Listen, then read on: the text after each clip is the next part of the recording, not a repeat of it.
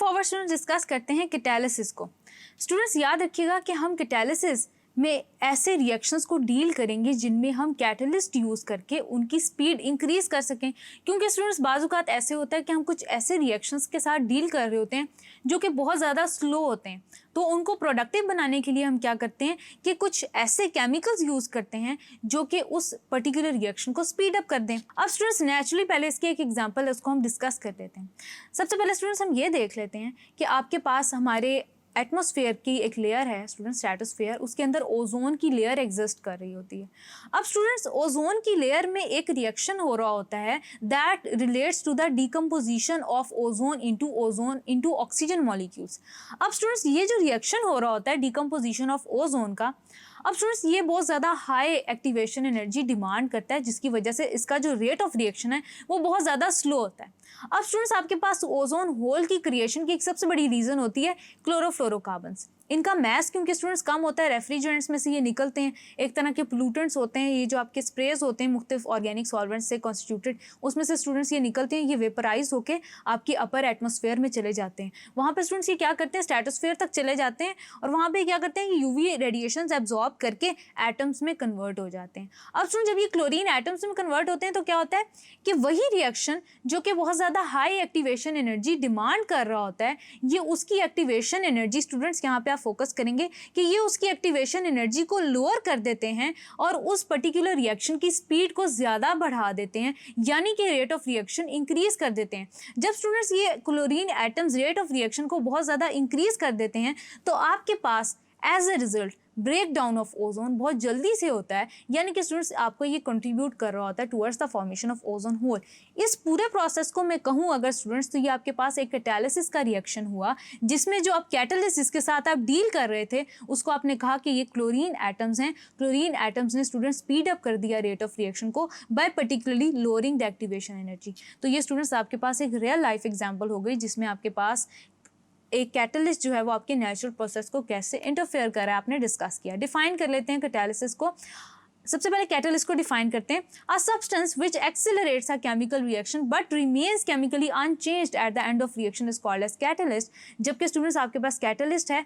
It increases the rate of reaction by lowering the activation energy. एक और chemical example students हम discuss कर लेते हैं कि आपके पास जो डिकम्पोजिशन हो रही होती है पोटेशियम क्लोरेट की, वो आपके पास एक बहुत ज़्यादा स्लो प्रोसीजर है। अब स्टूडेंट्स वो जो डिकम्पोजिशन होती है वो फास्ट हो जाती है in the presence of manganese oxide. बिल्कुल इसी तरह स्टूडेंट्स आपके पास जो यूरिया है उसकी conversion into ammonia and water, बिल्कुल इसी तरह स्टूडेंट्स आपके पास जो यूरिया है उसका ब्रेक डाउन आसान हो जाता है in the presence of enzyme जिसको हम कहते हैं यूरिएज। बिल्कुल इसी तरह स्टूडेंट्स आपके पास मुख्तलिफ तरह के एंजाइम्स हैं, ये भी कैटलिस्ट हैं, इनको हम आगे फर्दर पार्ट में डिस्कस करेंगे। अब स्टूडेंट्स आप देख सकते हैं कि आपके पास इफेक्ट ऑफ कैटलिस्ट क्या है on the energy of activation, कि एक्टिवेशन एनर्जी को कैसे वो रिड्यूस कर देती है। यानी कि स्टूडेंट्स आप एक नॉर्मल रिएक्शन के लिए एक्टिवेटेड कॉम्प्लेक्स देख सकते हैं और उसकी एनर्जी देख सकते हैं, उसका पोटेंशियल एनर्जी कर्व देख सकते हैं। उसके कंपैरिजन में स्टूडेंट्स आप देख सकते हैं कि कैटलिस्ट ने कैसे एक्टिवेटेड कॉम्प्लेक्स जो था, आपका जो एनर्जी हिल था, उसको कैसे रिड्यूस किया। तो इन दोनों को स्टूडेंट्स आप कंपेयर कर सकते हैं इफेक्टिवली।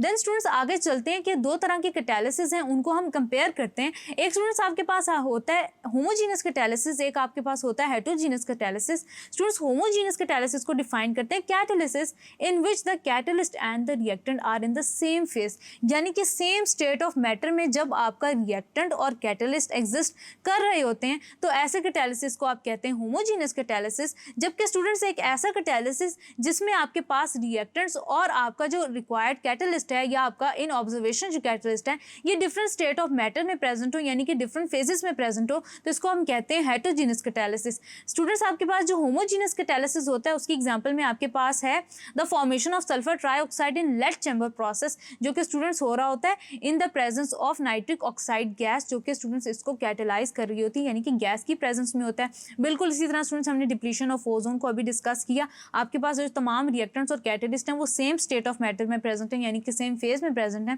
थर्ड एग्जांपल स्टूडेंट्स इसकी ये है कि आपका हाइड्रोलिसिस ऑफ एस्टर होता है, जिसको हम बहुत दफ़ा डिस्कस कर चुके हैं। वो इन द प्रेजेंस ऑफ एसिड हो रहा होता है और आपके पास जो तीनों स्टेट्स होती हैं वो लिक्विड की फॉर्म में होती हैं, यानी कि लिक्विड फेज रिएक्शन होता है। तो स्टूडेंट्स ये आपके पास एग्जांपल हो गई होमोजीनियस कैटालिसिस से रिलेटेड। अब स्टूडेंट्स डिस्कस कर लेते हैं हेटेरोजीनियस कैटालिसिस। सबसे पहले जो स्टूडेंट सबसे जो प्रोनाउंस्ड एग्जांपल है वो आपके पास हाइड्रोजनेशन की होती है। डबल बॉन्ड की जब हाइड्रोजनेशन हो रही होती है या आपके पास वेजिटेबल ऑयल्स की हाइड्रोजनेशन हो रही होती है to get them converted into ghee, तो स्टूडेंट्स वो निकल कैटलिस्ट में हो रही होती है, यानी कि स्टूडेंट्स आपके पास जो निकल कैटलिस्ट होता है वो अपनी सॉलिड स्टेट में होता है, जबकि आप जिस फेज से डील कर रहे होते हैं वो आपके पास लिक्विड होता है in the form of reactants. तो स्टूडेंट्स आपके पास एक और एग्जाम्पल है, in the manufacture of ammonia finally divided iron oxide is use as the catalyst, यानी कि स्टूडेंट्स आपके पास गैसियस फेज में आपके पास जो कैटलिस्ट है वो सॉलिड की फॉर्म में प्रेजेंट है। आगे चलते हैं स्टूडेंट, डिस्कस करते हैं कि आपके पास एक कैटलिस्ट के पर्टिकुलर कैरेक्टरिस्टिक्स क्या होते हैं जो उसको बाकी रिएजेंट से सेपरेट आउट करते हैं। सबसे पहले तो स्टूडेंट्स आपके पास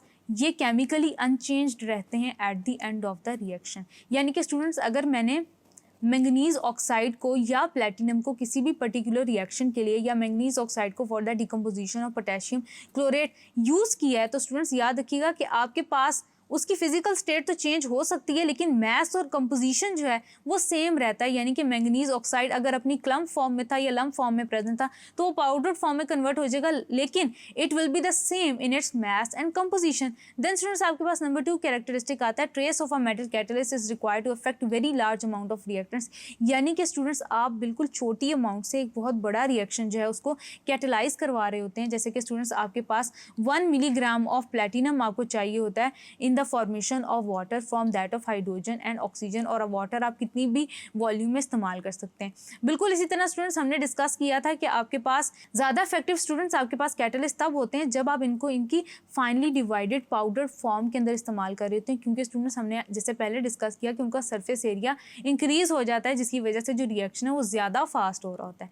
देन स्टूडेंट्स ये जो आपके पास पर्टिकुलर जितने भी एंजाइम कैटलाइज या आपके पास कैटलिसिस रिएक्शंस होते हैं, कैटलिटिक रिएक्शंस होते हैं, स्टूडेंट्स ये इक्विलिब्रियम कांस्टेंट को अफेक्ट नहीं कर रहे होते, बल्कि स्टूडेंट्स ये क्या कर रहे होते हैं, फॉर एग्जांपल स्टूडेंट्स आपके पास एक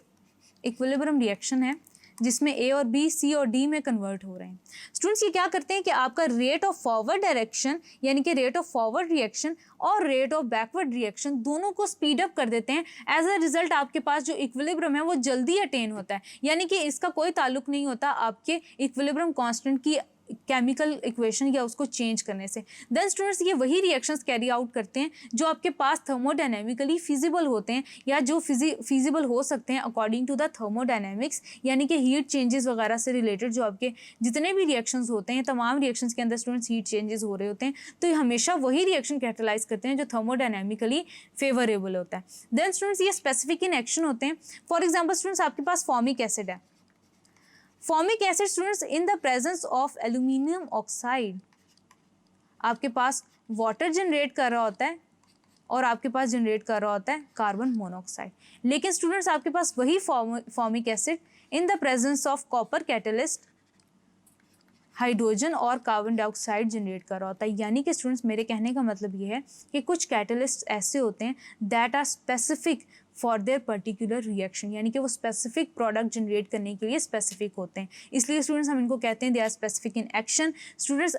इफेक्ट ऑफ टेम्परेचर इनको मुख्तलिफ तरह से इफेक्ट करता है। कुछ आपके पास स्टूडेंट्स कैटलिस्ट ऐसे होते हैं जो with the increase in temperature ज़्यादा इफेक्टिव हो जाते हैं, लेकिन स्टूडेंट्स कुछ ऐसे होते हैं जिनका स्ट्रक्चर जब वो डिस्टर्ब हो जाता है, जिनकी केमिस्ट्री चेंज हो जाती है, जिसकी वजह से क्या होता है स्टूडेंट्स कि आपके पास वो रिएक्शंस रिटार्डेड हो जाते हैं। कैटालिटिक पॉइजनिंग स्टूडेंट्स हमने हेबर्स प्रोसेस में पढ़ा था कि हम अमोनिया की फॉर्मेशन डिस्कस करते हैं। अब स्टूडेंट्स कैटालिटिक पॉइजनिंग का मतलब ये है कि किसी एक आपके पास इम्प्योरिटी की प्रेजेंस की वजह से क्या होता है कि आपका जो कैटालिसिस का प्रोसेस है वो नहीं हो पाता, यानी कि कैटलिस्ट अपने बेस्ट बिहेवियर के अंदर या आपके बेस्ट अपनी परफॉर्मेंस नहीं दे पाता। जैसे कि स्टूडेंट्स आपके पास हेबर्स प्रोसेस के अंदर अमोनिया की फॉर्मेशन के अंदर क्या होता है, कार्बन मोनोऑक्साइड की अगर प्रेजेंस हो तो आपके पास जो कैटलिस्ट है वो काम नहीं करता। बिल्कुल इसी तरह स्टूडेंट्स क्या होता है आपके पास कि कैटालिटिक पॉइजनिंग ऐसे भी हो जाती है कि आप स्टूडेंट्स क्या कर रहे हैं कि आपके पास रिएक्शन हो रहा है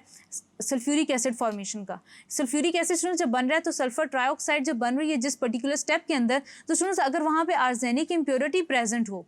आर्सेनिक इम्प्योरिटी प्रेजेंट हो आयरन कैटलिस्ट के साथ, तो आपके पास स्टूडेंट्स क्या होता है पॉइजनिंग ऑफ कैटलिस्ट हो जाती है, जिसकी वजह से आपका जो रिएक्शन है वो कैरी आउट नहीं हो पाता। इसी की वजह से स्टूडेंट्स क्या होता है कि आप सल्फ्यूरिक एसिड की जब फॉर्मेशन कर रहे होते हैं इंडस्ट्रियली, तो आप आर्सेनिक एसिड के लिए प्योरीफाइंग टार यूज़ करते हैं जो कि आर्सेनिक एसिड को या आर्सेनिक को जो है रिमूव कर देता है एज अ इम्प्योरिटी अगर वो प्रेजेंट हो तो। आगे चलते हैं स्टूडेंट्स, एक्टिवेशन ऑफ कैटलिस्ट उसको डिस्कस करते हैं। Thank you.